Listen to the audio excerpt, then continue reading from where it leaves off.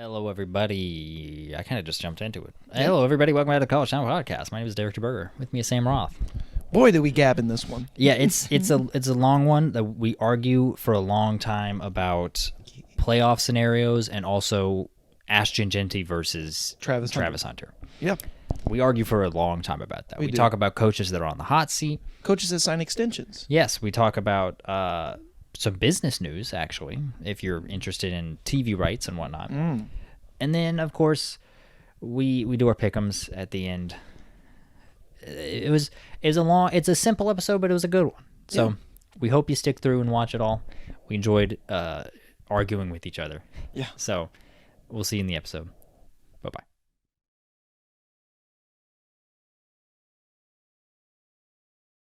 Hello, everybody. Welcome back to the College Town Podcast. I mean, let's talk about it. It was in our thumbnail for the last episode, but Colorado, they're going to the playoff. Yeah, it seems that way. They hung 49 on Utah's defense. They did. Who is, despite all the offensive woes that Utah has had, their defense has been lights out all year. And then BYU lost to Kansas. Yeah. It's happening. It's happening. It is happening, as well as Kansas State falling to Arizona State as well. True. Everything is falling into place for Colorado right now. Yeah. Even though, I think Colorado will be okay with the rematch with Kansas State. Because, I mean, they only lost by 3. Yep. But Colorado controls their own destiny, I believe, at this point, to be that 2 seed, even with the 2 losses. I mean, they're good. They are good. They're. I said it like months ago at this point. I watched Colorado State. I think it was back-to-back. I watched their Baylor game, and then I watched their Kansas State game. And I was like, guys, Colorado's good. Yeah, they are. I was like, they're not bad. No, they're not. Which I'm genuinely shocked by, because looking at their schedule, it looks so daunting at the start of the year. And now I'm like, yeah, that's a pretty manageable schedule. Yeah, it is. That's not very tough. But still, regardless of their schedule looking much, much, much lighter than it did preseason, they just look good. Yeah, they do. They're passing the eye test, so to say. I gotcha. On track to probably be that 4 seed in the playoff. Well, actually, as of now, the way things stand, they would be the 12 seed. Yeah. With Boise State being the 4 seed because they're ranked in front of them. Mm-hmm. That would be fascinating in itself. That would really make that 5 seed very, very attractive. If Boise was the 4. Yeah, I mean, you were talking about this before. You think the 4, not the 4. You think the 5 seed in the playoff is the best place to be? Honestly, because you get all the automatic bids. Think about I do wonder this, because there is something to be said about in baseball, right? You play every day, right? Mm-hmm. So then when you get that bye in that playoff, you actually don't play as well coming out of the gate because you've had so long to rest. Whereas I think in football, it gets you out of your rhythm. What gets you out of your rhythm? There might be something to be said about this, since now that late in the season you get that long bye. Whereas in bowl games, you get to rest up and get healthy. Whereas now with the playoff, I wonder if you want to be in that rhythm and stay in that rhythm and not necessarily have the bye. I will say there's still everyone in the playoff they're going to be taking multiple weeks off. Right. So it might be negligible. Right. But I know what you're saying. There was a stretch in the NFL where 4 consecutive Super Bowl winners all were wild card teams. One of them was the Ravens. Go Ravens. But, yeah. Yeah. Anyway, so I think the 5 spot might be the spot you want to be at. Why? Because you get the worst team, in theory, in the playoff first round. And then you, on top of that, get the worst team of the 4 the next round. So, at a minimum, if you are playing the worst team in the 1 round and then, in theory, the worst team of the next 4, you should have a decent shot at making it to the semifinal round as the 5. Yeah. Because the way it's worked right now is that it's not the top 4 teams are making it as the top 4 seeds. Conference champions. It's the top 4 conference champions. Yeah. Also, they don't reseed after the first round. Right. It's just stuck as is. Yeah, if the 12 seed upsets the 5, They they get just the move on 4. to the 4. Right, They, it's exactly. the 1 seed doesn't get to take advantage of the 12 seed. Right. They would get the 8 or 9. Yeah. I definitely think the 5, because you get a home field, you get a home game against a 12. You get all that revenue. Right. You get that, and then on top of that, you get to play the worst conference champion. I mean, there could be a team come the end of November where we have a team that's playing for a conference championship that probably shouldn't have a shot, and they just find a game. And then all of a sudden, they're the 4 seed. Like, I'm trying to think of what scenario that would be, but like the Big 12 or an ACC. Like, for example, Miami loses or Clemson loses or whoever, and you get an SMU or you get a Clemson that is maybe not that great, who falls to that 4. Or BYU fell today. I want to. Okay, sorry, I'm interrupting you. Keep going. No, you're fine. Or BYU falls. It's going to be an ACC or Big 12 champion. You completely avoid that SEC or Big 12 champion because they're going to be the 1 or 2 probably. I'm just thinking about this. There's actually a realistic scenario right now where Boise State ends up as the 3 seed. Good. If SMU wins the ACC and Colorado wins the Big 12, Boise State, and assuming Boise State wins the Mountain West, they're going to be the 3 seed. Right. And then guess who's that 5 seed? Is the best team in the nation that lost a conference champion. At this point, it's looking like Ohio State or Oregon. Right. Yeah. I do want to talk about one team that peaks at the 5 seed because they're not in a conference. That would be Notre Dame. The reason I want to talk about Notre Dame is no one's really been talking about them. Yeah. I started thinking this last week, and I was like, oh, okay. Because I have not been shy about it in the slightest. I don't think Marcus Freeman's a very good head coach. I think he's a very good defensive coordinator. I do not think he's a good head coach. Right. Notre Dame looks pretty good. Really?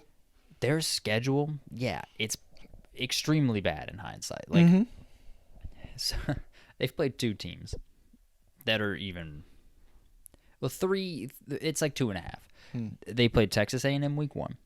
They played Louisville week 5 or something, and then they played Georgia Tech. But Georgia Tech didn't have Haynes King, so they're not even remotely the same team. Right.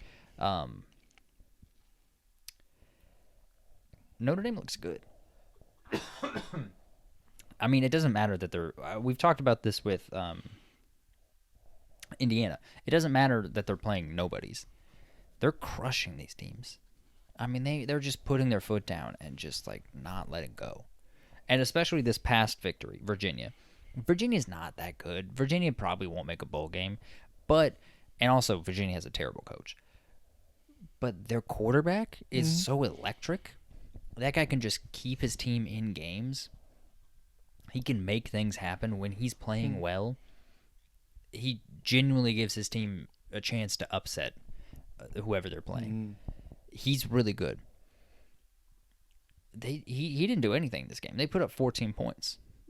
Virginia did. And so, I don't know. Notre Dame, I feel like no one's talking about them because the schedule's so bad, because they have probably the worst loss among a ranked team, and I think will have the worst loss. But Notre Dame looks solid, and I'm genuinely shocked by it, honestly. Just because I don't think Marcus Freeman's that good. I will say, after they lost to Northern Illinois, Northern Illinois' coach called Notre Dame and was like, here's exactly how we beat you. Which, if you're every other team on Notre Dame's schedule, you're like, dude, what are you doing? You're giving the guy who can't coach, you're telling him exactly how you did it, and now he doesn't have to do as much work. Well, obviously, looking at it, NIU's coach did that because he wanted to be the Boise State. He got that resume win over Notre Dame, and then if they went out, they would have been competing with Boise State for that spot. Yeah. And if Notre Dame wins out, that makes their win look even more impressive. Yes. Also, if he gets canned, maybe he's got a job at Notre Dame one day. Maybe. Yeah. I didn't even think about it like that. Yeah. I think that's more so what it is. That's more so what's going on? Northern Illinois was not good. I said it when it happened. I was like, that's a bad loss. Yeah. Northern Illinois is going to get ranked. They're not good. Mm. And that's exactly what happened. Northern Illinois is like, I think they're like 5-5 right now. Are they actually? They're not good. Yeah, I know at one point they were 4-4. Oh my goodness, they're 7th in the MAC. Yeah, they're not good. They are 6-4. They're 6-4. Okay. Oh my goodness. Yeah, they are. Oh. Yeah, that is. I told you that's a terrible loss. It is awful. Yeah. But I mean, being told exactly how you got beat, that has helped Notre Dame tremendously, and they look good. They look really, really good. They're just going out there and they're smothering teams. It doesn't matter though the teams that they're playing are bad. None of these teams have a chance to beat them. Like Notre Dame, I don't know. They're playing really well right now. Like I'm just saying, like maybe watch out for them come playoff time.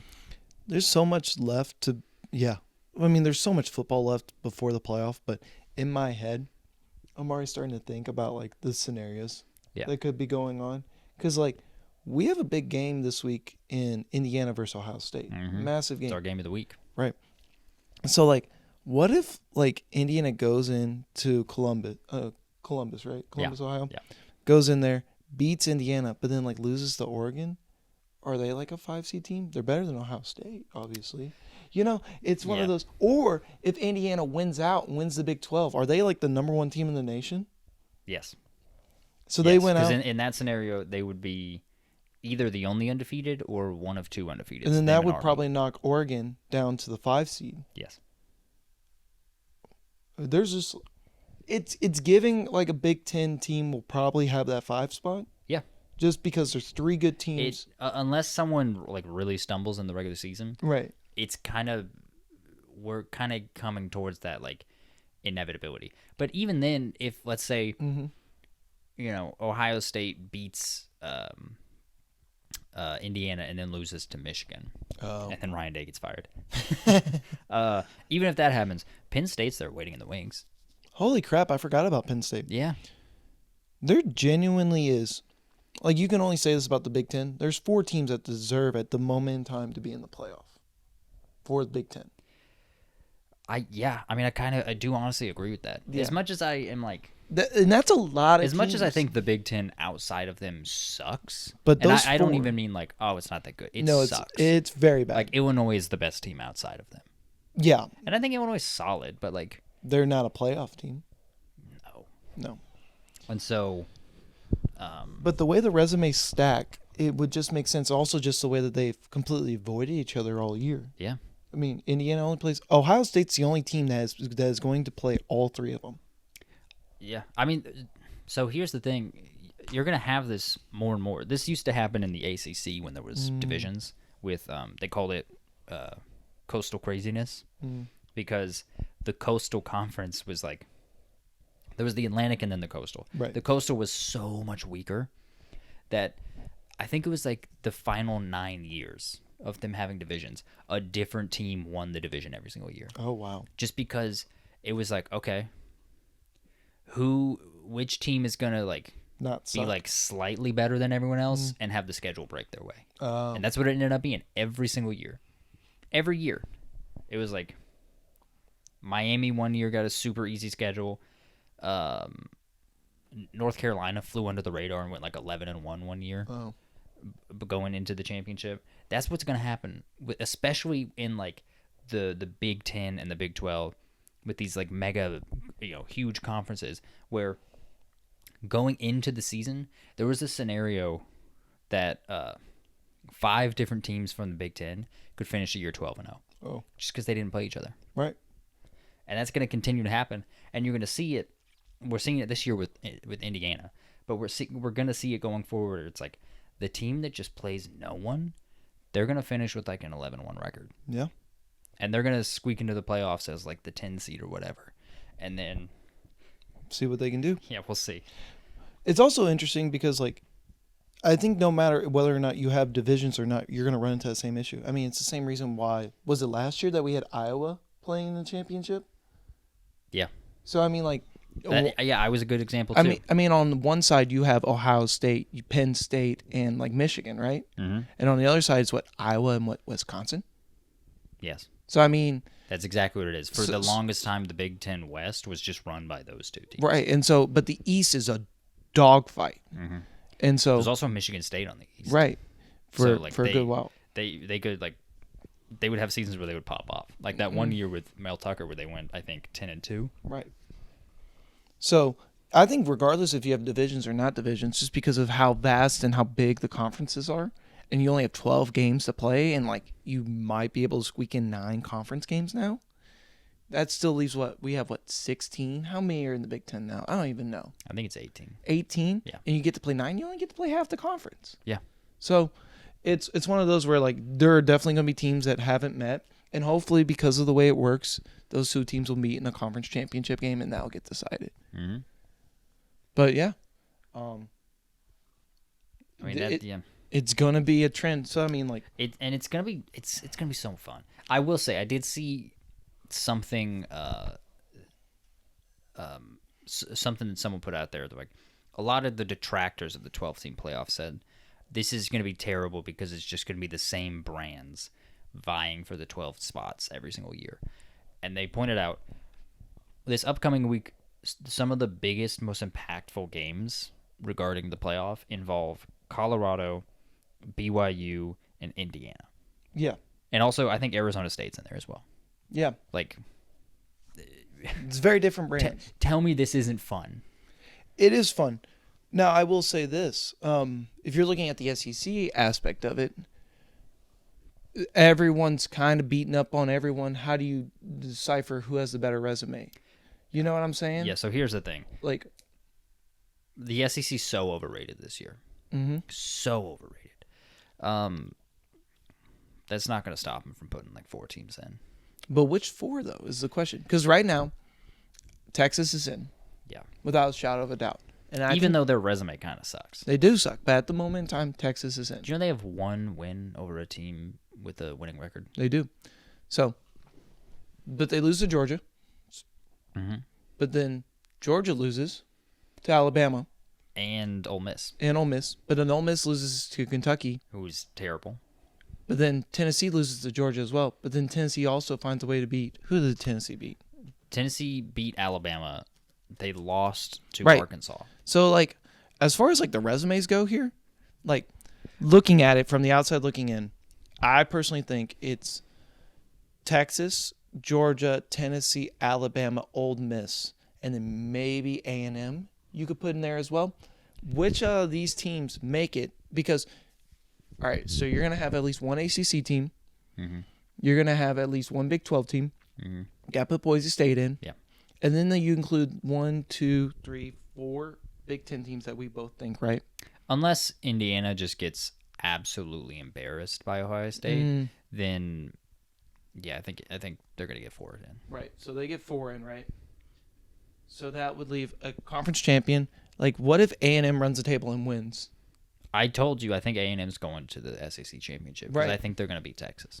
Right. So if they do that and they're in. Then it would be like who makes it? It would be like A&M versus Georgia. Like, how do you just like? But it's like, who would make it in? Like, Texas? Does Texas have a good enough resume to get in? Tennessee? Like, I honestly don't know how you decipher between Ole Miss, Alabama, Tennessee, and Georgia who gets in. I would put Texas in over Tennessee, because I was thinking about this over the weekend. Arkansas. Mm-hmm. That's a bad loss. It is a bad loss. Arkansas lost to Oklahoma State. But then Oklahoma State sucks. But here's my counter argument to that is like Tennessee lost to Georgia, right? But then Tennessee was able to beat Alabama, who beat Georgia. So it's like out of those 3 teams, it's a triangle of suck. Yeah, but of those 3 teams, which one has the worst loss? Tennessee. Oh, is that what we're going off of? Is worst loss? I mean, the committee this year has shown that they really care about how bad a loss is. But I'm just saying, if you're trying to distinguish between them, the worst loss is Tennessee. So Arkansas's worse than Vanderbilt? Yes. Okay. Because Alabama lost to Vanderbilt, though. Yeah, I think Arkansas sucks. I think Vandy is fine. Who are Georgia's 2 losses to? Alabama and Ole Miss. And Ole Miss. I would honestly, did you know that Ole Miss has led for the 3rd most minutes of game time this season, the only two teams that have led for more minutes than Ole Miss are Indiana and Army. Both of them are undefeated. And Ole Miss just happens to have 2 losses. And Ole Miss has lost to Kentucky and LSU, though. Kentucky is a worse loss than Arkansas.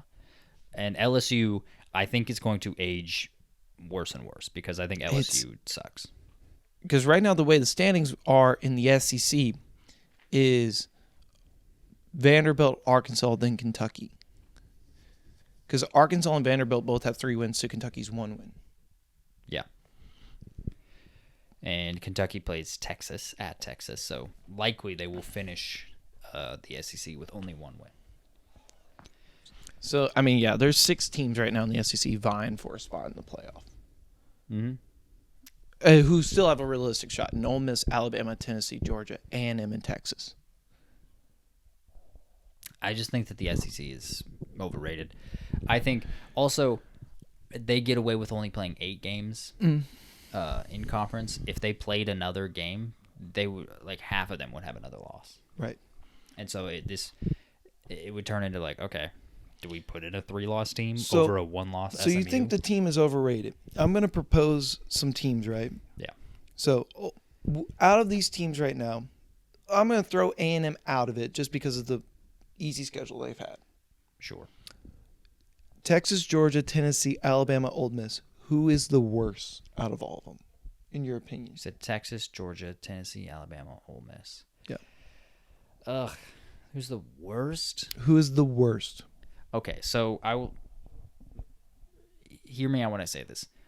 Both Ole Miss and Georgia have had some of the games where they look the worst. Okay. Out of all of those teams. All right. Ole Miss has the worst loss. But does Georgia have the best win, though, against Texas at Texas? But again, I think Texas is a little overrated. So maybe they have the best win out of all of them, yeah. I don't know. I would kick Ole Miss out, even though they've led for the 3rd most minutes in college football.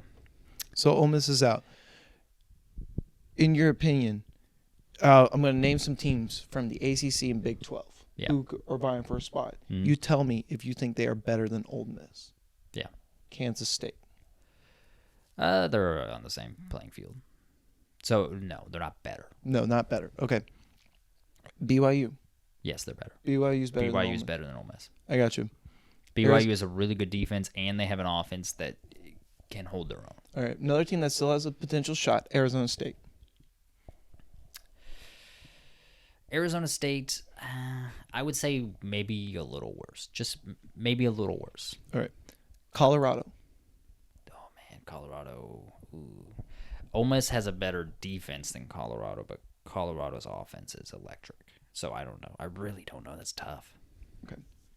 I'll say Ole Miss is better. All right. Just because I'll say Ole Miss is All right. Miami. Miami's better than Ole Miss. I know Miami's defense sucks, but their offense is otherworldly. Is Clemson better than Ole Miss? No. Is SMU better than Ole Miss? Yes. Okay. I think SMU's offense is electric. I think Rhett Lashley is a great coach, and their defense holds their own. They're kind of the opposite of BYU in my mind. They both have one side of the ball that is just so good, and the other side holds their own. I got you. All right.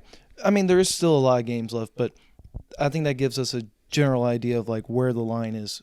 You basically gave 2 teams from each conference, I believe. Yeah. Who are better than Ole Miss. Yeah. So, and that's arguably the 5th or 6th best team in the conference. Yeah. Here's what I think.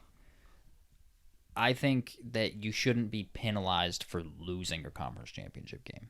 On the only scenario I can find in my mind where you should be penalized is if you have just the easiest cakewalk of a schedule, and then you get to the first time you play a team with a pulse, essentially, is in the conference championship game, and then you just get dog walked.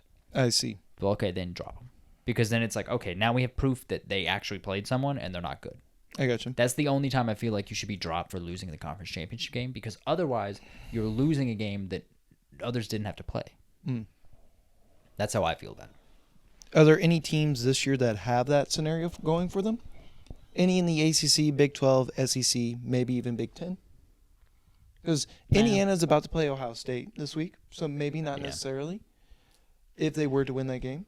SMU played BYU in the non-conference, and they also played Louisville at Louisville, so no, I don't. Okay. So no for SMU. Colorado played Kansas State, who I do think is good. Okay.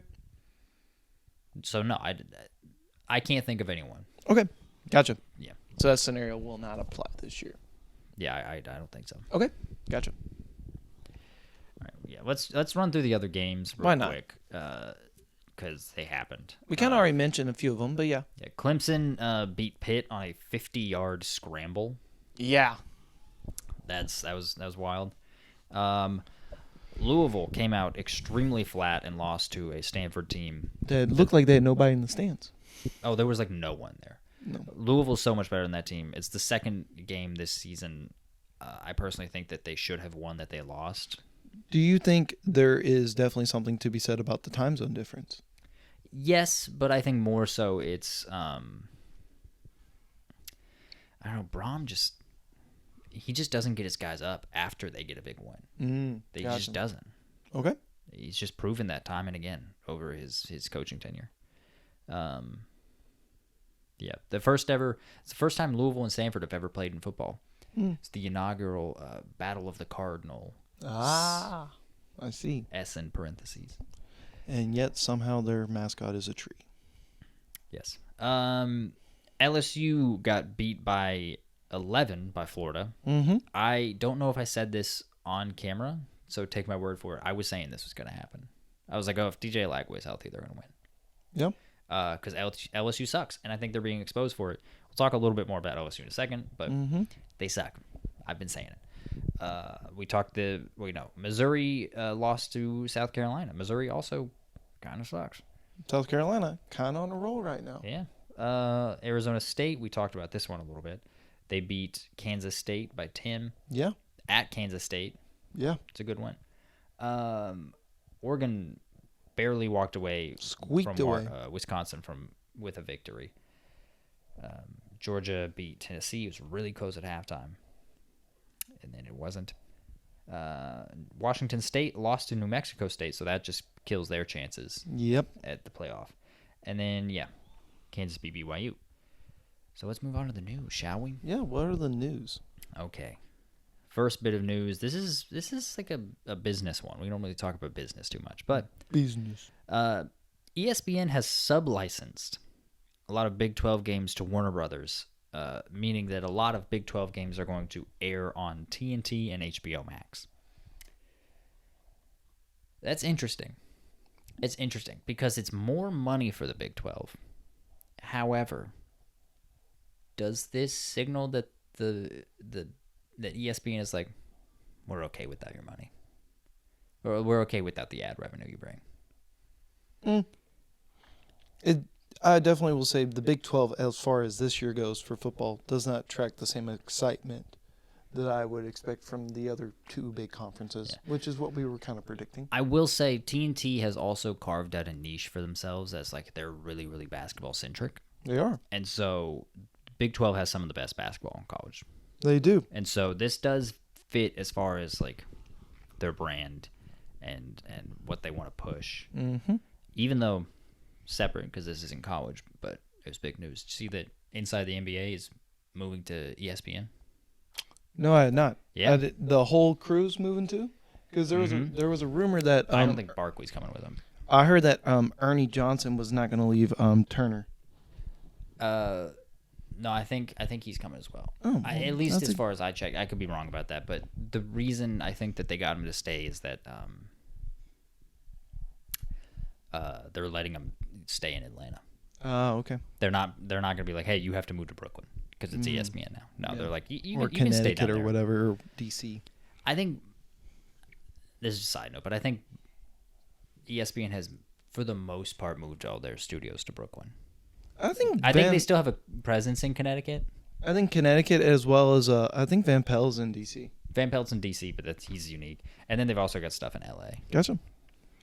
That was an aside, but oh well, yep. Yeah. Titanic. So that's interesting. That's interesting with the Big 12. It could also be because the ACC's up for renegotiation in 2027, even though their deal goes until 2036. I got you. ACC and ESPN are allowed to come back to the table in 2027 to renegotiate. I think they're going to.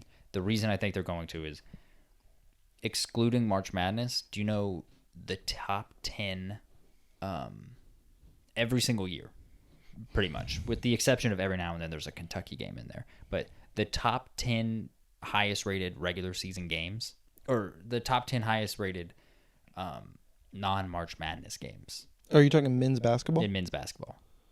It's all ACC across the board. Interesting. And it's not just Duke and North Carolina. There's like Virginia, Florida State gets in there. Really? Yes. And Louisville is a huge, huge market for college basketball. So like when Louisville's good, they're up there. Like the ACC, even though it's a football dominated world, they bring the money for basketball. So in come 2027, I think ESPN is going to renegotiate that contract with ACC, and I think they're trying to make some money now. I got you. But that's all I've got on that, unless you have something else. No, not really. All right. Moving on, we talked about it last week. Diego Pavia's attempt to sue the NCAA to basically have players be able to play college football forever. Yeah. Or, in other words, to not count JUCO years towards their eligibility. Yeah, which is dumb. But anyway, his temporary restraining order was denied by a judge. Meaning, if they had put a temporary restraining order, then the NCAA would not be able to enforce eligibility rules when it comes to JUCO seasons.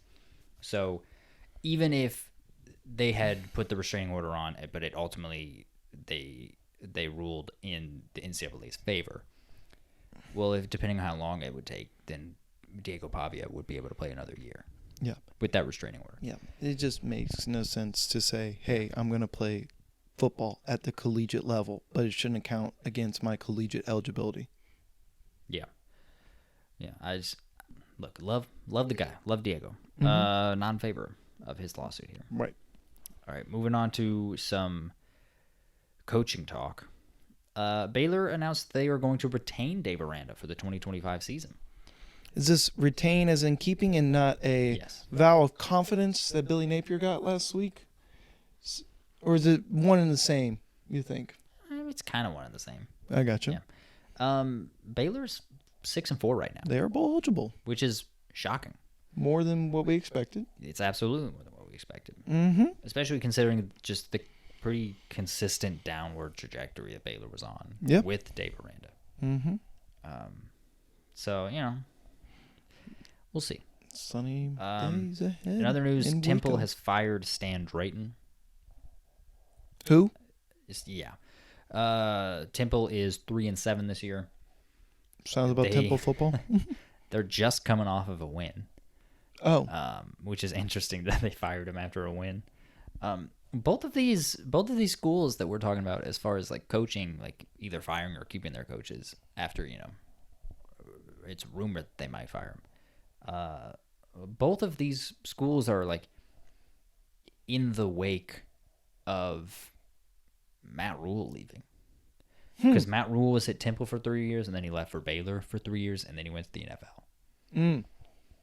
So Nebraska, you know what to expect after next year. I mean, they should be good. Matt Rule's a really good coach. I'm saying after 3 years, sounds like he dips. He dips for a better job. I think he flamed out in the NFL. He's not going back to the NFL. 3 years, though. Yeah, but... anyway. There's not too many better jobs in Nebraska. All right. Anyway. Moving on. This is NAIA football we're about to talk about here. Pikeville. Or, if you're from Pikeville, Parkville, because it is in Kentucky. Oh. Pikeville's quarterback, Lee Kirkland, he went 41 of 47 for 643 yards and 11 touchdowns. Jeez. 11 touchdowns? 11 touchdowns. Jeez. Yeah. I think they scored like 80 points or something like that. Well, that's 77 if you make all the extra points. Yeah, I think they scored 80. Imagine how frustrated he was when they had to settle for a field goal. Imagine how excited the defense was. That's not excitement. That's relief. It is. Tried out the special teams unit. Throwing the ball 47 times. That doesn't usually happen unless your team's in trouble. You're down. Yeah. If there's such thing as running up a score. Yeah.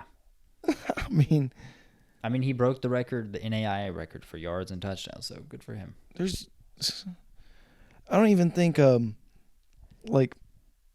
it Army or Navy that run the triple option? Army.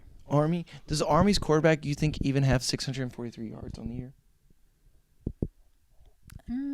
What do you think? We're what, 10 games in? Yeah. They probably have played 9 games. Army has, actually. He's at 644. Literally one more. One more yard. 644. Yeah, no, Army's actually, their quarterback, for Army standards, has been a good passer. Want to know how many he's thrown all year? 51. 51 passes all year? 51 passing attempts. That's very, very akin. How many completions? 29. 29, oh. But still. Yeah, all right, well. Come on, that was pretty funny. No, that's fair. That's crazy. It's a crazy coincidence. I think this is big news. Yeah, we were a little bit late on this, but Indiana is giving Curt Cignetti an 8-year extension worth $64 million, which is $8 million a year, and there's $1 million per year in retention bonuses. There you go. Which I think basically means hey, don't leave us for another job. Yeah. Well, the other thing, he was asked about what made him decide to sign this extension when there are, quote, better jobs that could be out there. Yeah, he was like, we're building a superpower here. He goes, we are the superpower. He goes, we are the superpower. We are going to be this. And he gave credit to the Indiana AD. It was not something that his people brought up. It was something that the university was very proactive about getting done, which well done to them. If you've got Big Ten money like that, do it. Why not? Especially with, this is it's football that they're now really good at. It's not like we're talking about baseball. With football, when you're really good, you bring in money. You bring in money that you didn't have before. Yeah. So, it's one of the 2 revenue sports. Mm-hmm. So, yeah, they're going to shell out. I said this. I said when they hired Curt Cignetti, I was like, if he stays there, Indiana is going to be in the Big Ten championship game within 10 years. Yeah. It might be this year. It could be. All I'm saying is I called my freaking shot. So get this. Here's what's interesting, is that even if they win against Ohio State, and they can lose their last game of the season, and they'll still be in. Because they would have the tiebreaker over Ohio State, and Ohio State would have 2 losses. Mm-hmm. It would be probably an undefeated Oregon and a 1-loss Indiana, but they just have to beat Ohio State. They win. What about Penn State, though? Oh, that is a good question. I did not even think about Penn State. Yeah, what are the tiebreaker rules? Let's take a look. See. So, Penn State would be 6-1. Tiebreaker rules would probably be head-to-head and then probably strength of schedule. And I think they have the higher. Yeah, because they play Illinois. They played Illinois, and they did beat that. But yeah. Yeah. Anyway, great for Curt Cignetti. Mm-hmm. I said it was a great hire. But anyway, another quickie news. Bill Self is now the winningest coach in Kansas history. He passed Fog Allen for his 591st win. Mm-hmm. He did that against, I believe, Michigan State. Yeah, it was in the Champions Classic, mm-hmm. which a lot of people are really, really mad about. They're like, why is Michigan State in the Champions Classic? Because when the Champions Classic was created, folks, Michigan State was the best team in the Big Ten. Yeah. Because same reason why Kentucky's in it, because they were the best in the SEC at the time. Same thing with Kansas. They were the best at the time. Is still arguably the best in the Big 12. Said arguably. Arguably, yep. And then ACC is what? Duke. Duke. Yeah. Okay. I think the contract expires in a couple years for the Champions Classic. It could. A lot of people want UConn in it. That would be exciting. That'd be interesting. Yeah. I mean, it's supposed to be, I guess, you have to consider UConn a blue blood at this point. They've got, 6 championships? All in the last, 20 years? Since 1999? 25. Yeah. 99. 25, yeah. But they've also had such terrible, like they weren't even good at basketball until 1990. I'm not even exaggerating. They were not good at basketball until 1990. And even then, from their span of from 99 to now, when they have won 6 championships, they've also had years where they were garbage. Yeah. I don't mean like down years. I mean garbage. Yeah. So we actually they're such a strange. We actually have a whole video on this. Go check out our college basketball tier list video. We talk about this very well in depth. Yeah, they're so strange. I don't know. I don't even know how to break that down. But anyway, let's move on to some other stuff. Yep. Dan Lanning is getting some NFL buzz. What? You're telling me a young up-and-coming coach that is doing very well at the collegiate level is getting NFL buzz? Yes. Shocking. Yeah. Shocking, I say. I mean, there's nothing really. This is kind of just a rumor, but we're going to talk about it. Do you think he could leave for the NFL? If the right job presents itself, it's giving Detroit's OC's offensive. Johnson. Yeah, he's giving Ken Johnson, where he currently at this moment in time he has the number 1 team in the nation. As it stands, why would he leave for the Patriots or the Jets? Jets currently need a coach. Yeah. Why would he do that? Why would he uproot his whole family, go across country to the New York freaking Jets? It might be the Jaguars or the Titans, though. Once again, I think with Oregon, he's got all the resources, everything available to him. He can out-talent kids. He can dominate the West Coast. He's paired with Nike at Oregon. Yeah. He gets all the new cool swag. I mean, I will say that if it is Tennessee or Jacksonville, the Jaguars have Trevor Lawrence, who a lot of people think is washed, but he was billed as one of the 3 best quarterback prospects in history. Yeah. Him, Andrew Luck, and John Elway. Okay. Ironic that 2 of those guys came from Stanford. But anyway. And if it's the Titans, potentially you have a top pick and you're selecting a quarterback. So it could be Dan Lanning with Shedeur Sanders. Are you telling me Mason Rudolph is not a good quarterback? No, neither is Will Levis. No, they're not. But hey, I will say though, if Cincinnati comes calling, you should pick up the phone. I'm just saying. Do you think that would happen? Do you think they get rid of No, I don't think. Yes, for Dan Lanning, yes. All right. If he does leave, who does Oregon go to? I have one idea. Will Stein. Really? Mm-hmm. Their offensive coordinator. Former Louisville quarterback, Will Stein. Oh, that guy? Yeah, he's their coordinator. Huh. He's a very extremely analytically driven offensive coordinator. I mean, they literally have it makes me think that it's kind of easier to scheme against in a sense because he did some sort of coach's version of a TED Talk where he basically was every quarter we want to take 2 deep shots. We want to run the ball this many times. We want to do it like this. And it's okay. But if I know it's coming, if the numbers, that is, and it's okay, there's 33 seconds left in the quarter and they've only taken 1 deep shot, 2 high safeties. No, I don't think it's like that. I don't either, but think the idea. I'm probably just oversimplifying it. The idea is game theory. So the idea is to play perfect and have perfect play calling. The idea is that if you consistently average a certain number of plays, I believe, then in theory the defense does not know what's coming because you're not leaning towards one thing specifically. I think that's more so what he's getting at. Oh.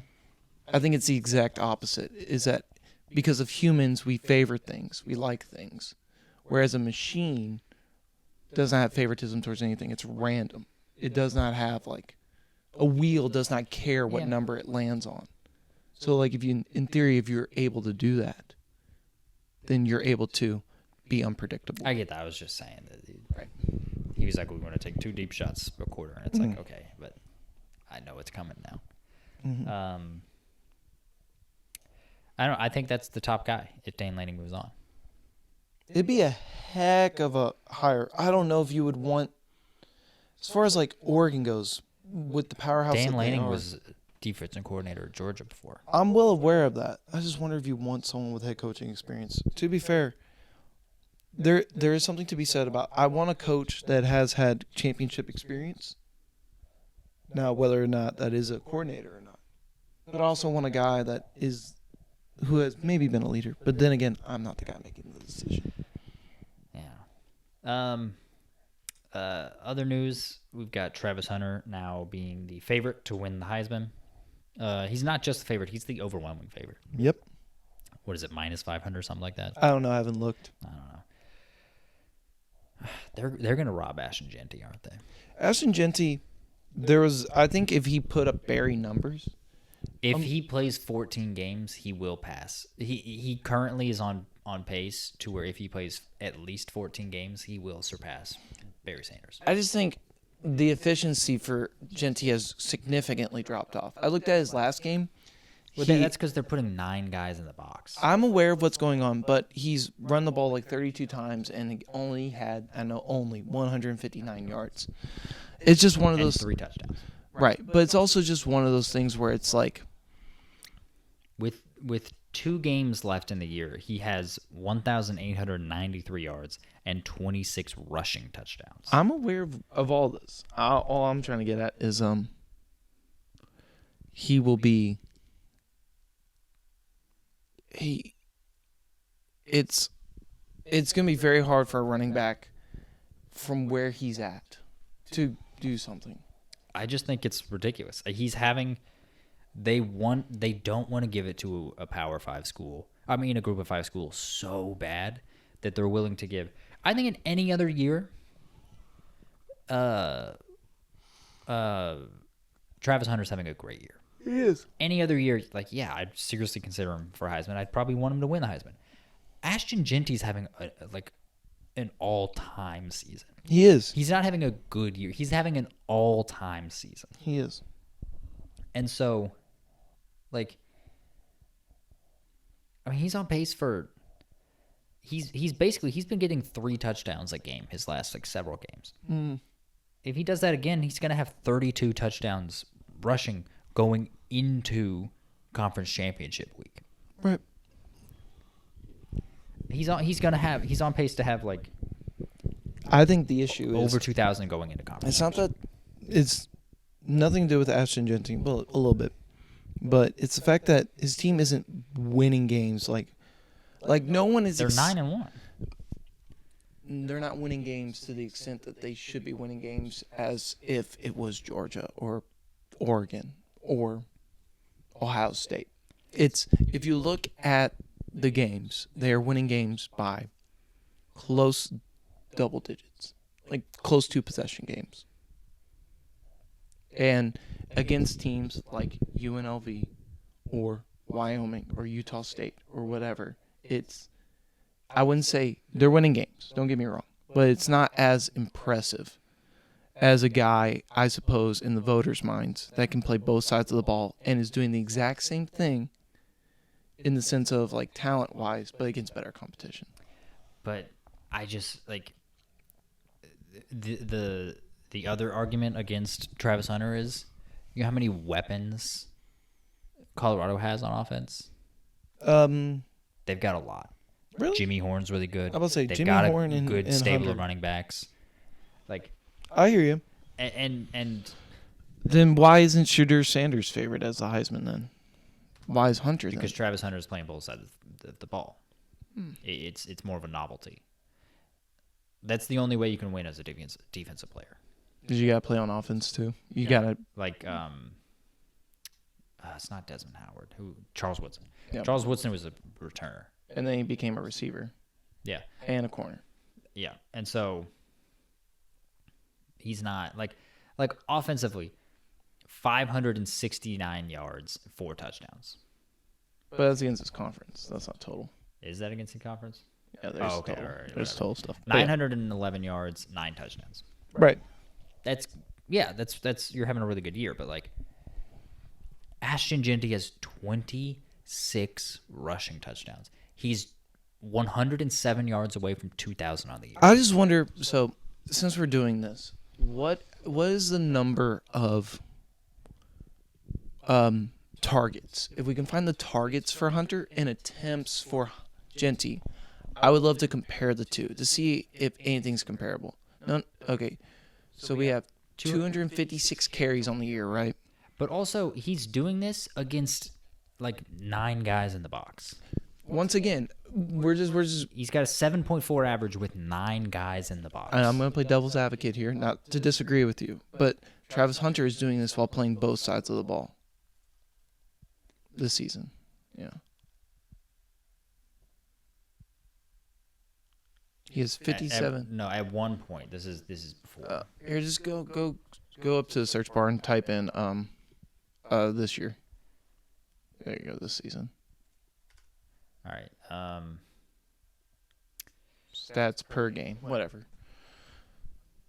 Scroll down. They don't track targets.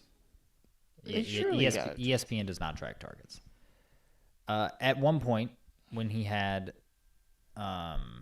57 catches. When he had 57 catches, which he has 70 something now, he had 77 targets, meaning at the very least, he's been targeted like 100 times.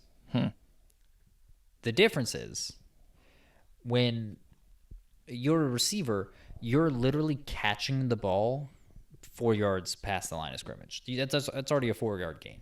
Not every single time, but you know what I mean. You're inherently, you get the ball at a deeper starting point.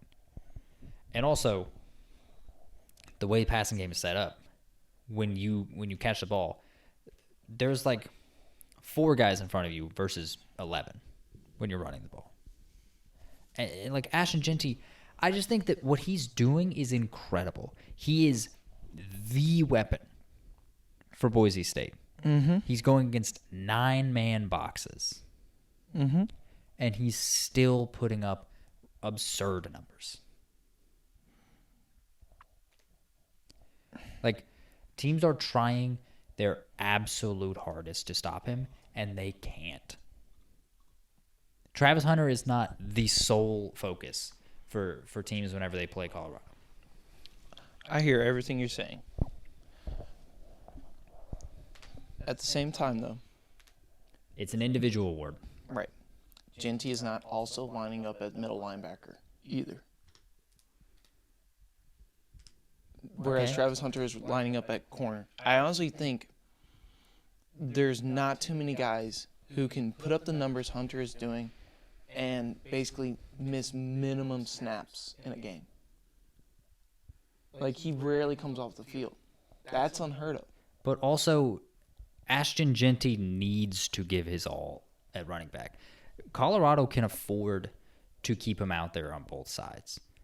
Like, if Ashton Jeanie could play middle linebacker, because they have, because they're not, the thing is,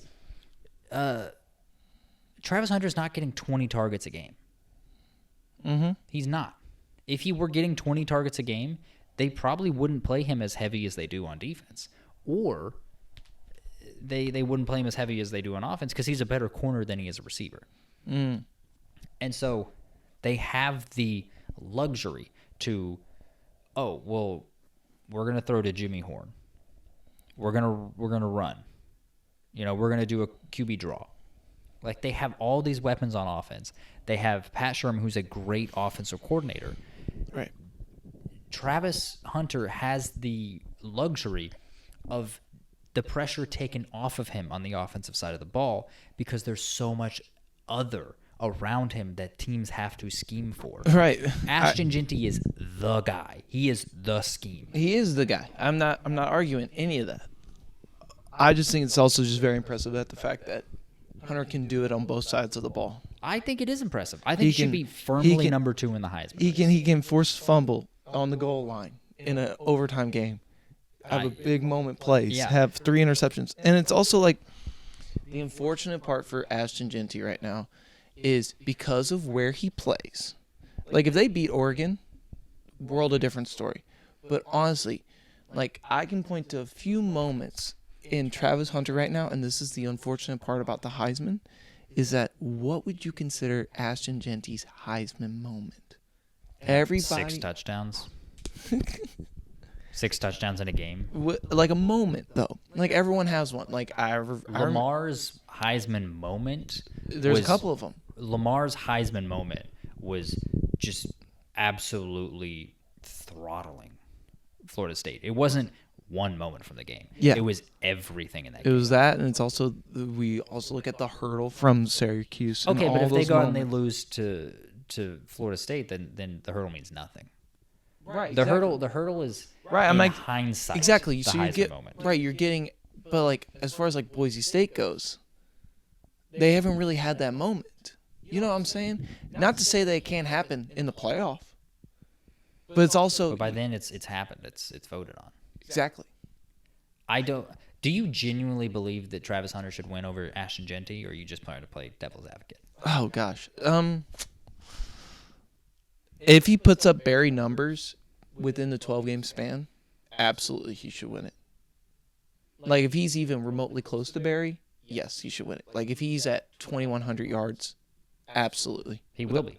Without a shadow of a doubt. He could hit 21 in this next game. I don't know if he necessarily will because he's kind of been on this pace. He's been getting like 150 yards a game. Mm-hmm.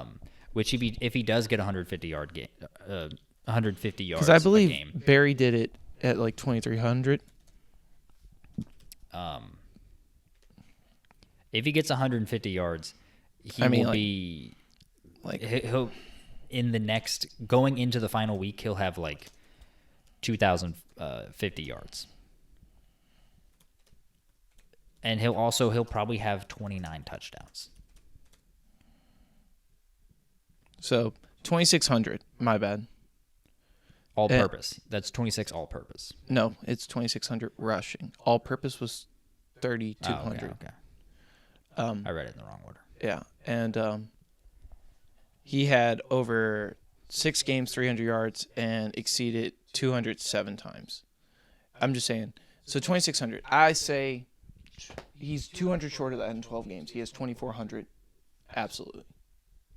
If he's even close. Because I thought Barry was at 2,200. And I thought, if he's at 2,100, that's dope. But Barry was at 26. And that's what it took for a running back to win it. I mean, let's even look at, what was it, Derrick Henry against an SEC?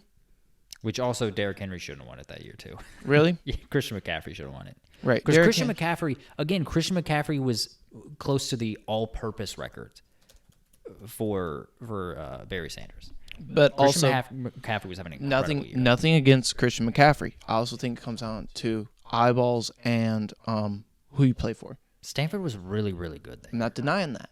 Once again, Boise State can be really, really good.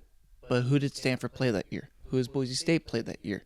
Whereas Alabama was doing it in the SEC, a really good SEC. That's all I'm trying to get at. It's the level of competition that he's doing it. Let me tell you, you could probably run for 2,000 yards, right? It just might be against preschoolers and not grown men. Now that's a wild comparison. No, that's a fallacy. That's absolutely. But you see what I'm trying to get at, though. These are Division I athletes that Ashton Jeantie's playing against. Right, but I'm saying the level of play is probably significantly different. Whereas Boise State's going to go and beat Wyoming by 14, Alabama could show up and beat them by 50. That's the level of difference I'm trying to get at here in the level of play. Now, if Jeantie was just world beating. So your argument is that, Alabama could do this. Not that Alabama has done it. What I'm saying is the level of competition between the Big Ten and the SEC is significantly better than the Mountain West this year. And I think that's what's holding back Ashton Jeanie. It's not the fact that he is okay, but also Travis Hunter's playing in the Big 12, and people want to poo-poo away the Big 12. But then again, Travis Hunter is not taking a break. Travis Hunter is putting up these numbers while also being able to do it on both sides of the ball. But 9 guys in the box is the equivalent of triple coverage. Look, okay. Because he's not getting triple covered. But also the other thing about it, though, is that, like, Hunter's doing it on both sides of the ball, right? Okay. Right. Hunter, if you look at his numbers, 9 touchdowns, 900 yards, whatever. It's not amazing, right? Because there's a bunch of other wide receivers that probably have better numbers than him. It's the fact that he's able to do it and not take a break. But my argument is that there is so much around Travis Hunter that they are not literally bracketing him every single play. They're not putting him in triple coverage. If this were like the equivalent is triple coverage for a receiver. Because to defend Ashton Jeanie, they are putting 9 out of 11 guys in the box to stop the running game, and he's still going for 159 yards. He's still going for 3 touchdowns. Ashton Jeanie is playing incredible when they are the entire, literally every single thing that defenses are doing is predicated around how do we stop Ashton Jeanie? How do we force them to throw the ball? Yep. And they're not able to do it. Yeah, I hear you. Absolutely. I mean, if you really want to play the argument of like, oh, is he going to do this in the SEC? Well, guess what? He's going to have a better offensive line if he's playing for Alabama. Mm-hmm. He's going to have better receivers to take pressure off of him in Alabama. I hear what you're saying, but also better defenses. Great. He's going to have a better team around him. Because if you go and you do this on, Texas A&M's team, you can't just put 9 guys in the box because then they're going to throw it all over you.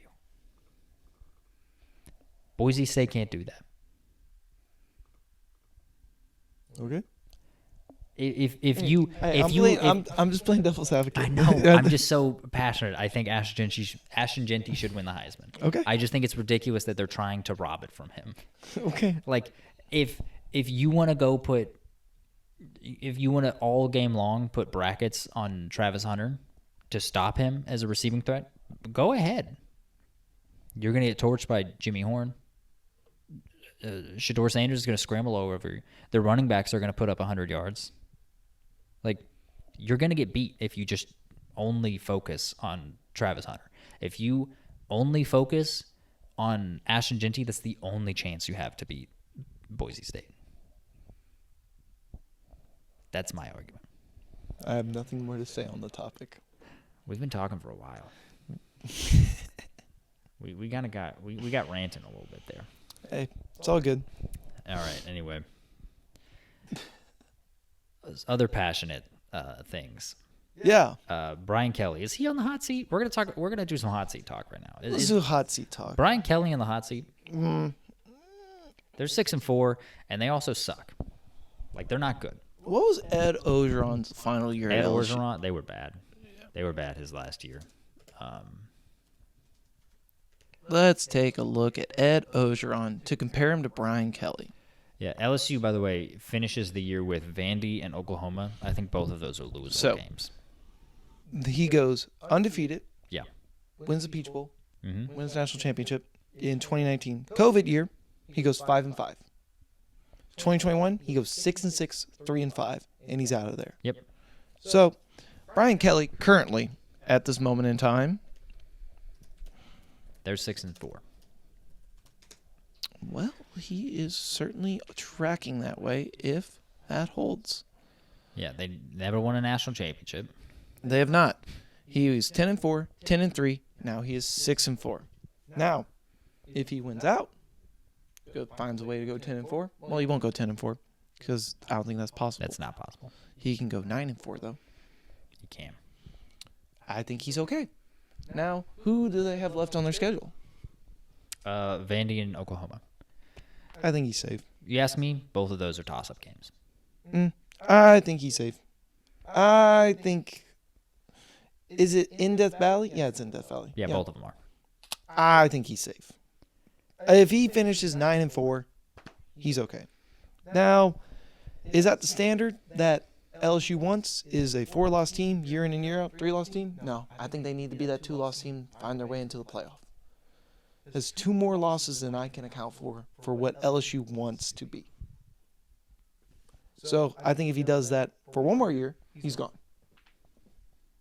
But I think this year, you let it ride.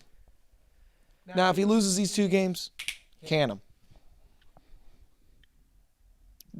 So, in other words, I think his seat is hot. Because if he does not win these 2 games, he's gone. Yeah. Because if there's a 5 next to that loss, he's gone. Because that's what Ogeron did 2 years in a row. Gone.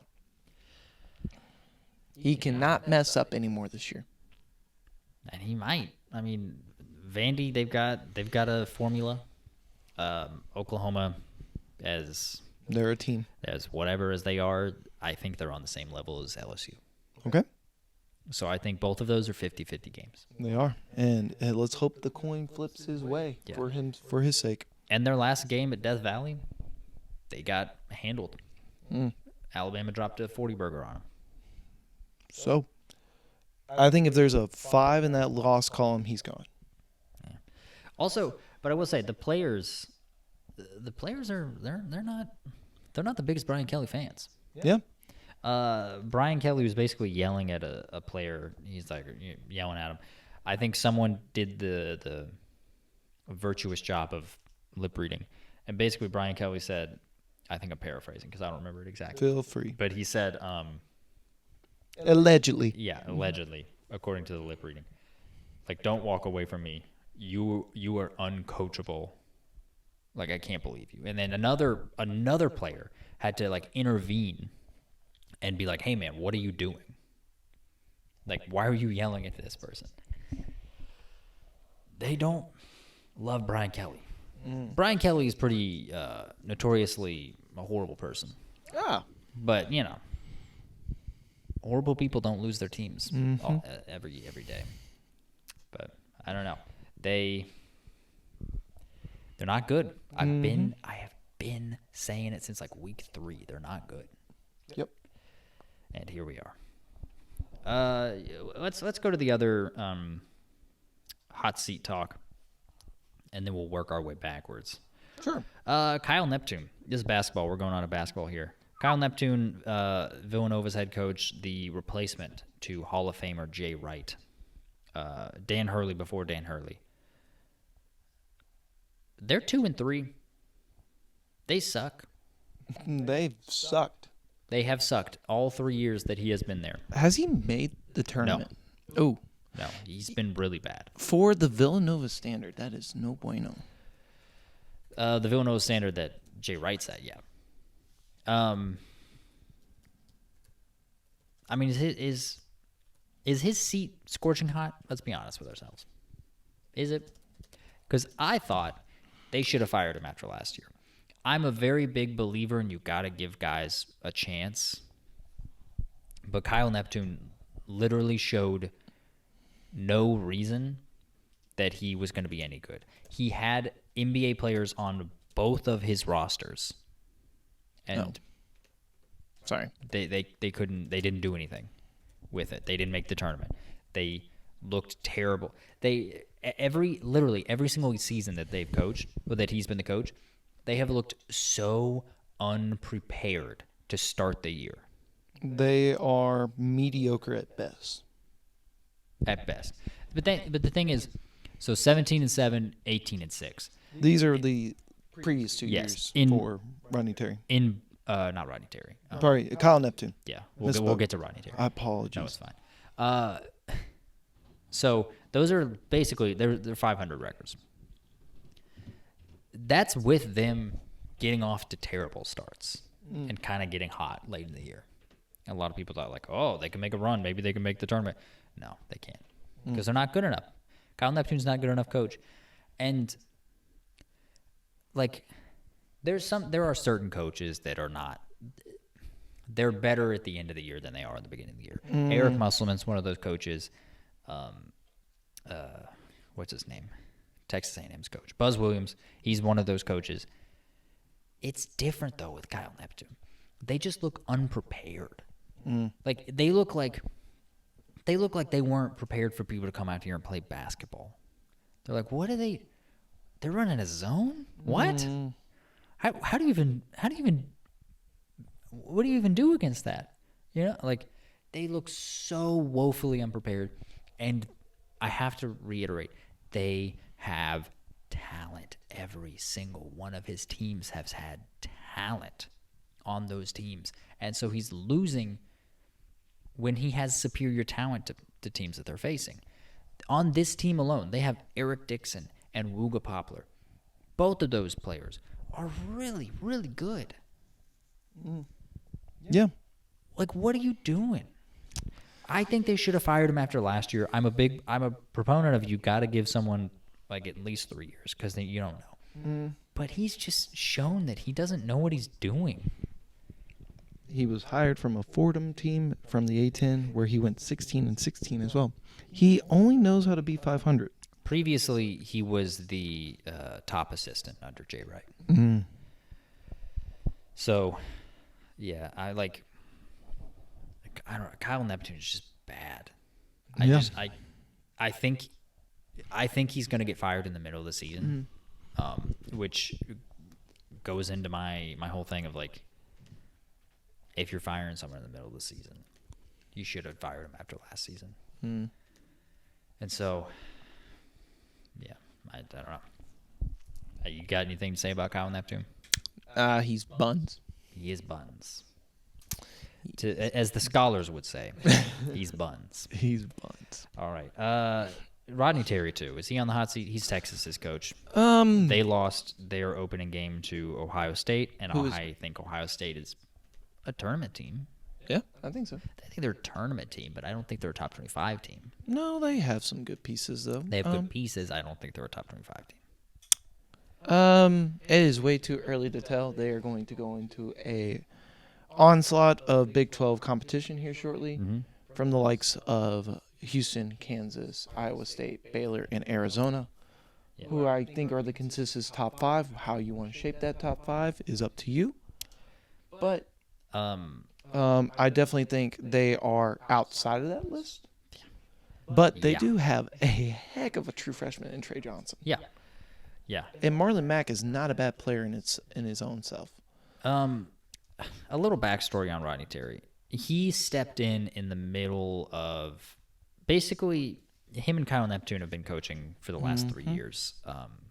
But the way Rodney Terry got to start is he was the top assistant that had to step in for Texas after they fired Chris Beard because Chris Beard allegedly tried to murder his wife or his fiance. He strangled her. Noted. And so he stepped in, and Texas was really good that year. They were really, really good. Wait, what am I talking about? Texas is not even in the Big 12 anymore. They're in the SEC. They're in the SEC now. You're right. My I goodness. didn't think about it either. I literally was like, Big 12, yeah, Texas. Nope. Sorry. Yeah. Anyway. So, yeah, no, they Rodney Terry's first year, they looked really good. They looked really good before when Chris Beard was the coach because Chris Beard, X's and O's wise, one of the best coaches in the sport. And they made the Elite Eight that year. I mean, they had so much talent. They were so good. And I was of the belief, I was like, wow, Rodney Terry, they lucked into like, they just had a great coach waiting in the wings. Yeah. And I was like, wow, good on Texas. And then last year, they didn't look good. They ended up going 21-13.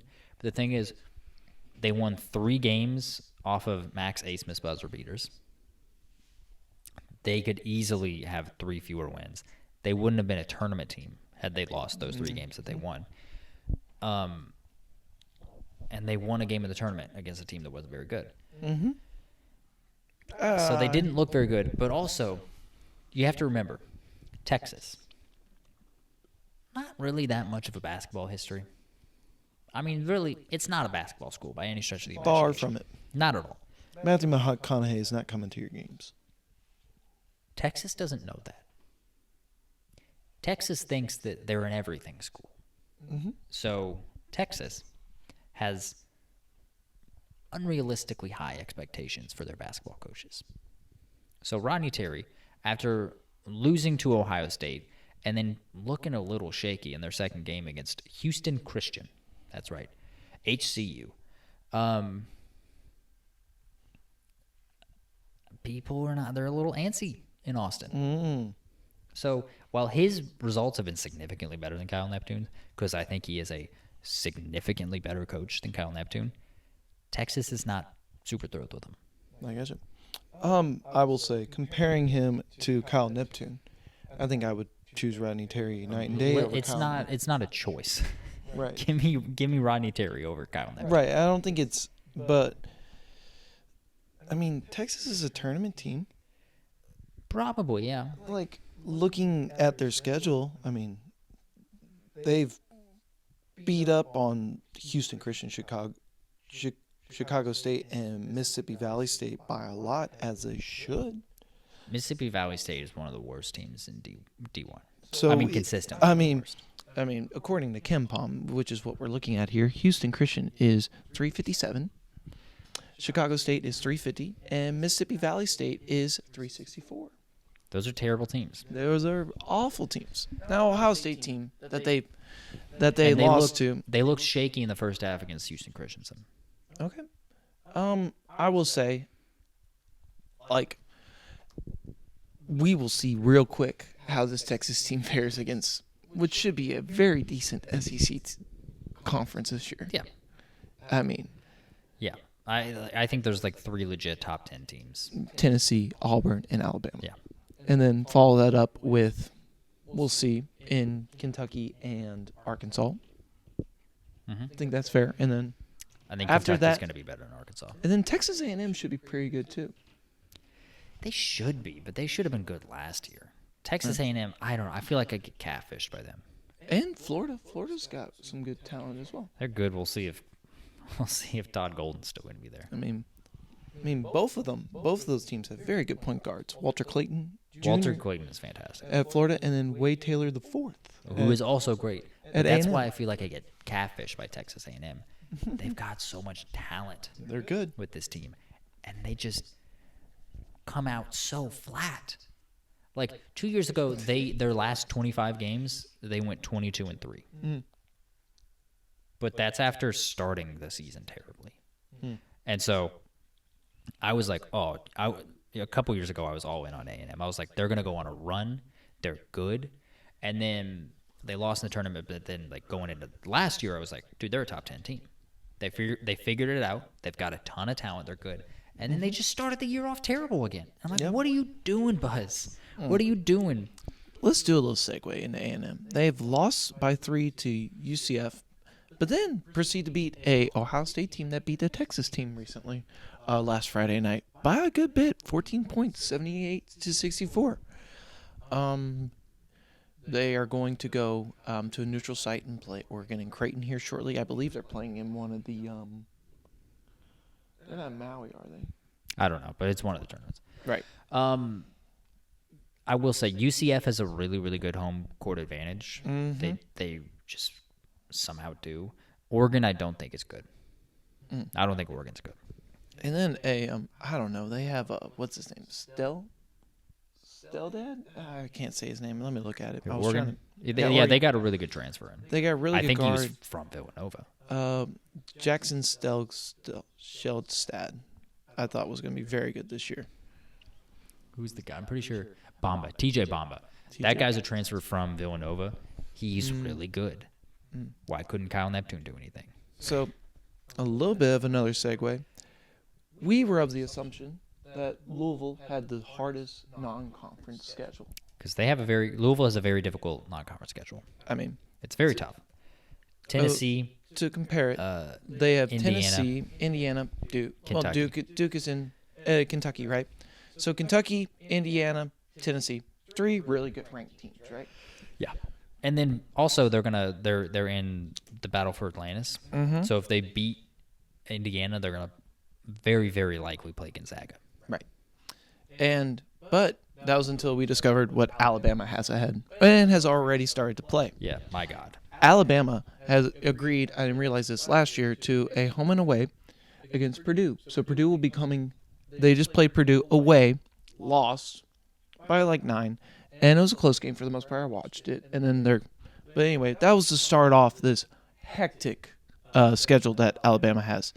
They then will have to play Illinois, 3 neutral sites next in Houston, Rutgers, Notre Dame, followed up by North Carolina and Creighton, before heading into the gauntlet that is the SEC. Yeah. Yeah. I mean, that's masochism right there. Yeah, it is. Yeah, if you told me that within the span of a month, you have Purdue, Houston, North Carolina, and Creighton alone. Forget to add in Illinois and Rutgers there, too, as well. Yeah. Yeah. It is a tough. heck of a schedule. We'll see how Alabama comes out of that and see if they are prepared for SEC play after that. It's going to be tough. All right, last thing before we get to the pick'ems. More basketball. Is North Carolina good or are they bad? Like, I don't know, man. Are they good or do they suck? What is considered? So I'll put it this way. I think they arguably have one of the best backcourts in America. And Elliot Cadeau and R.J. Davis. Correctamundo. They're both very, very good. Very good. Now here's a question. Can they rebound a basketball? Not really. I mean, Armando Bacot is what they are missing. Yes. That is exactly who If they are only missing. Diego Pavia had sued sooner. Was he a JUCO? No. Oh, okay. So North Carolina, their very first game, they played a real close one against Elon, like really close. Elon took the lead with under 5 minutes. They did.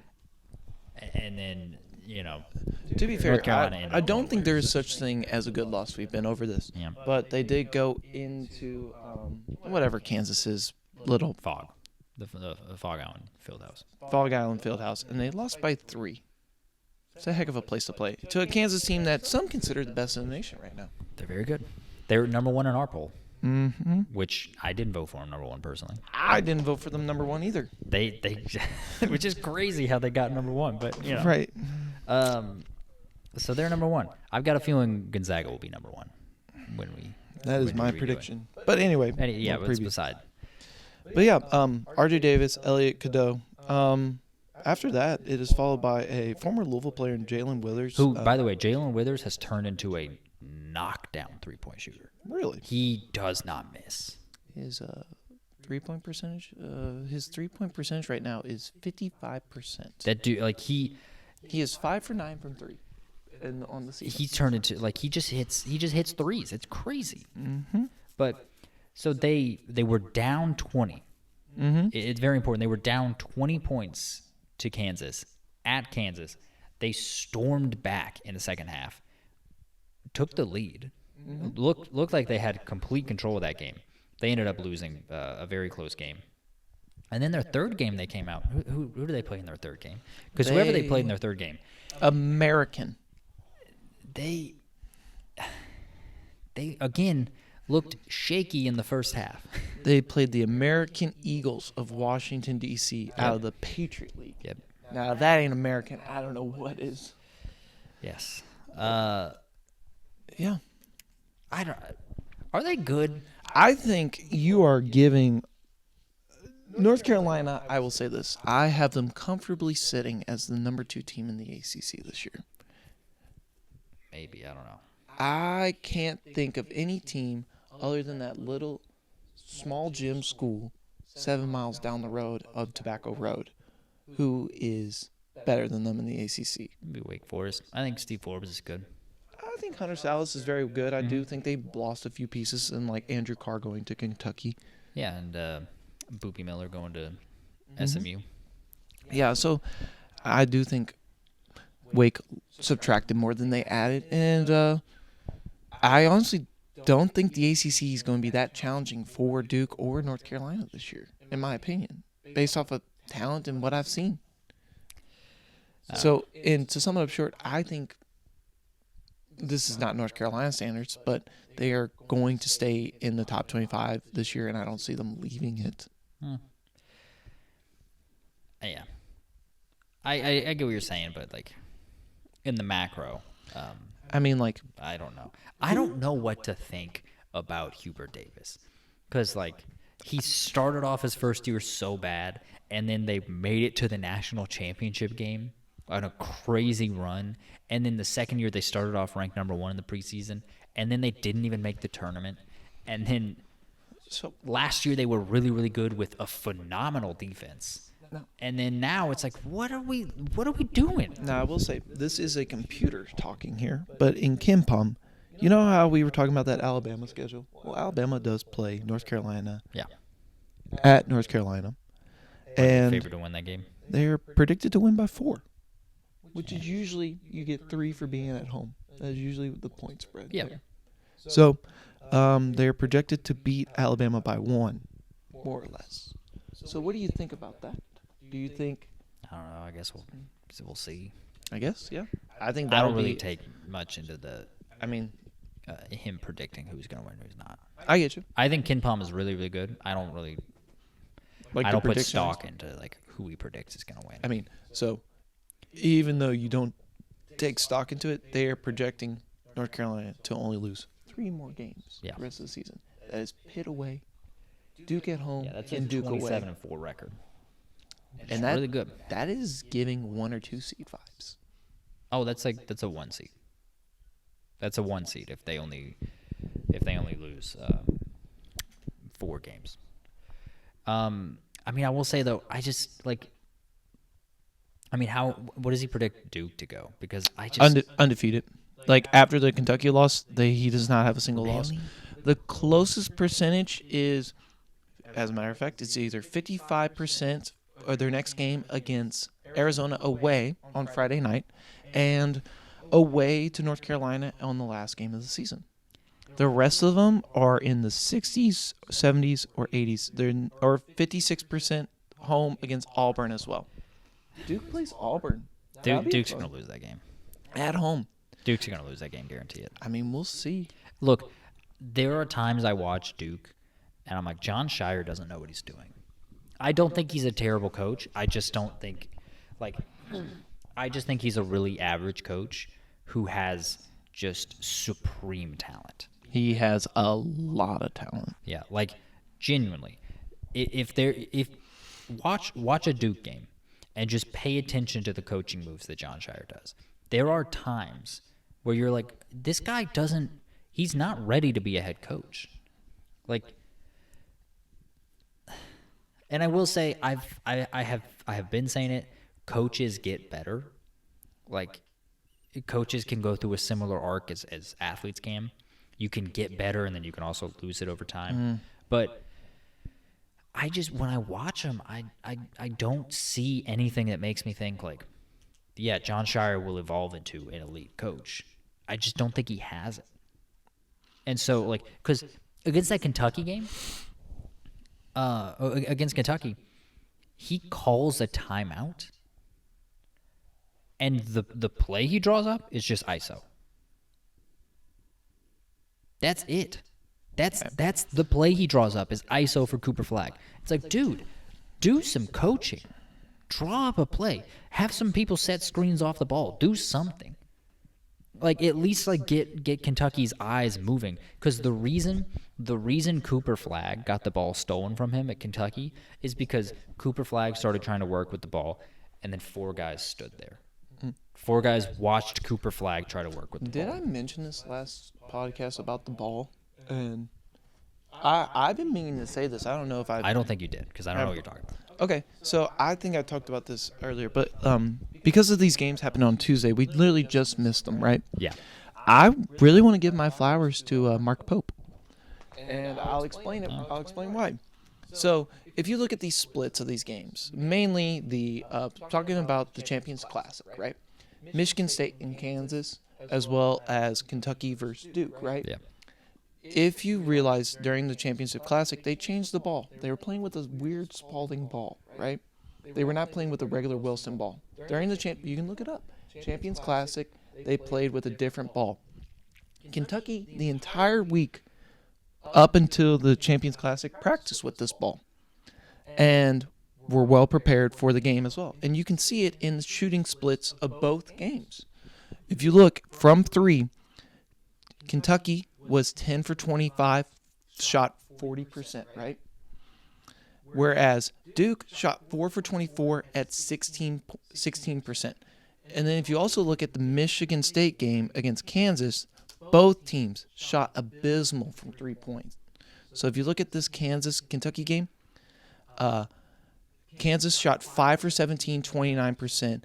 Michigan State shot 3 for 24, 12%. So good on Mark Pope for preparing his team by practicing with the ball, realizing the rules of the game, and all that stuff. Also, another thing that Mark Pope did to get his guys up was put together a video of the history of Duke versus Kentucky rivalry to give them an idea of what this meant to the fan base. Honestly, I personally don't care for Kentucky at all, obviously. You hate Kentucky. Right. But I would love a coach that would love to know the background and history and what is at stake for the fans and to try to translate that to its players, especially for what is majority, if not the entire roster, being first year in and it being only here for, maybe 3 months? That's impressive coaching, in my opinion. And I think that's what made the difference. I mean, you're able to hit 10 threes to what? Duke's 4? That's the difference there. That is the difference in the game by 5 points. Yep. And Duke still had a chance to win that game. John Shire just can't coach. Right. Which I also think goes to show not only the experience that Kentucky has early in the season, but also the inexperience in Duke in that starting 3 freshmen. I will say, I do think Con Knippel, fantastic. He's very good. He's so good. He's very good. He's projected lottery pick. Con Knippel is great. But yeah. It's very good. I will say this before we move on to the pick'ems. Here's how I think here's how I think John Shire's career arc is going to go. I think he'll be at Duke for some years, and then eventually he'll get fired at Duke because he's not doing anything. And then some mid-major will hire John Shire because they're like, oh my God, we got Duke's coach. This is a great hire. And then everyone's going to be like, this is an incredible hire. They got John Shire. And then he's going to suck at the mid-major because he's not going to get talent. The only reason he's winning at Duke is because Duke recruits itself.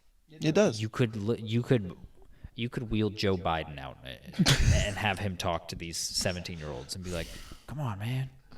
Come on. And by the way, this place, it's okay.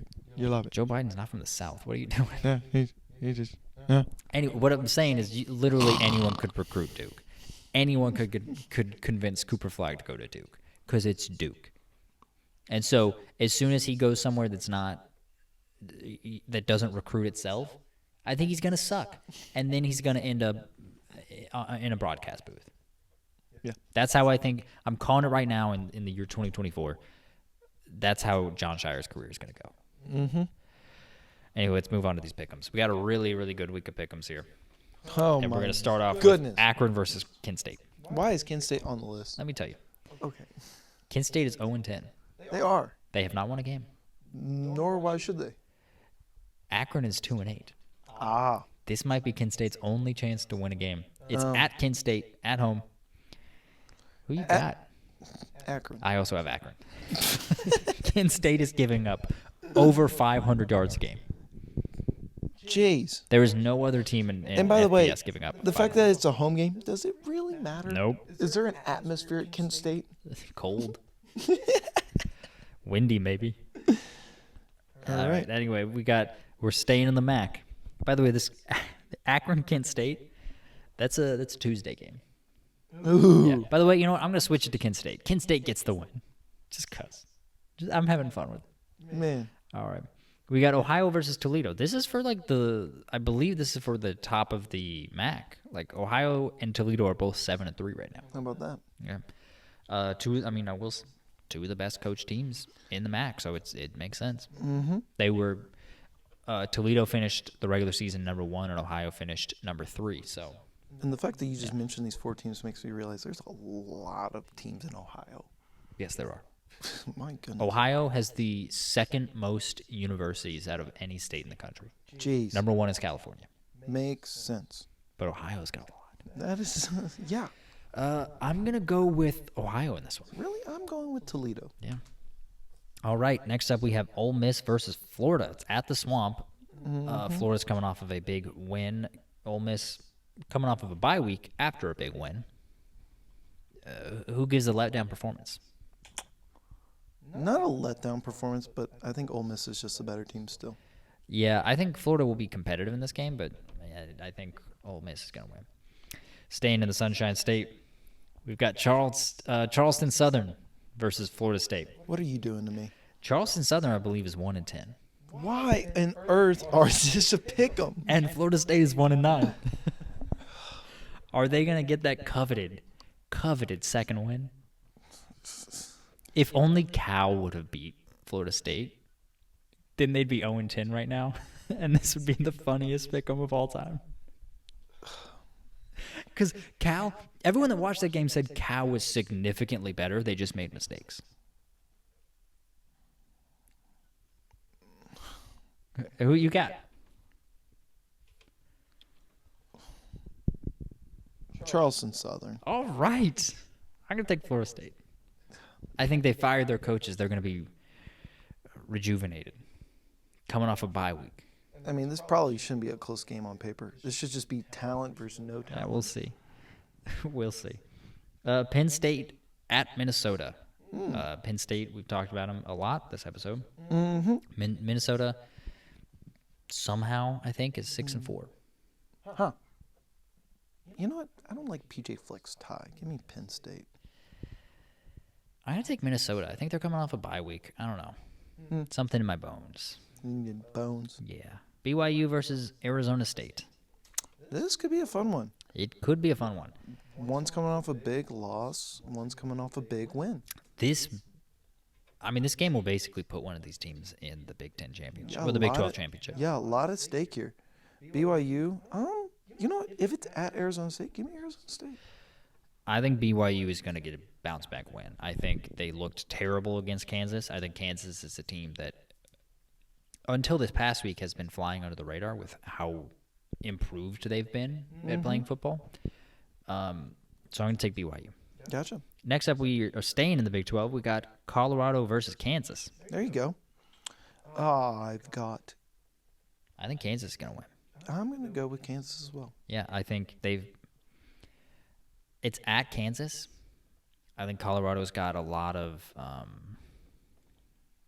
I think they have more firepower than Kansas, but I also think Lance Leipold is still a really good coach, and they are fighting tooth and nail to make a bowl game. And they're currently sitting at 4-6. I gotcha. So, give me Kansas. Next, we have Pitt versus Louisville.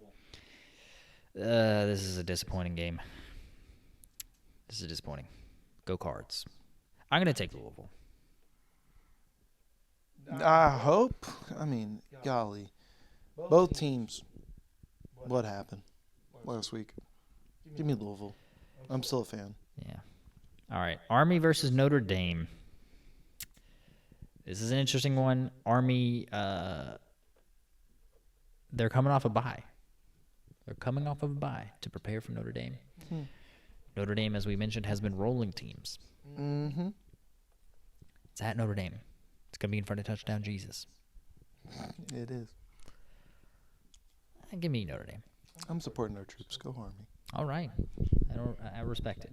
Finally, the game of the week. We all know what it is. It's Indiana at Ohio State. Yep. Indiana's coming off a bye week. They are. I mean, I think Ohio State needs to try to keep up with Indiana's scoring, because I think Ohio State has the better talent. I think we've seen that. But the thing is, I think they're going to scheme them open. I think if Ohio State can score 35 on them, I think they're going to win. Because to me, this feels like Indiana's going to put up like 31. I genuinely wonder what the spread of this game is. I'm going to pick Ohio State before I look at it. My guess, if I had to guess, the spread is 7.5 for Ohio State. Really? I'm going to pick Ohio State as well, because I think we saw what Indiana looked like when they were playing teams with better talent. and it was close. But 10.5. 10.5. All right. Wow. Yeah. I'm gonna go with Ohio State. I gotcha. All right. That's our pick'ems. It is. All right. Thank you for watching. We'll see you next time. This is a long episode.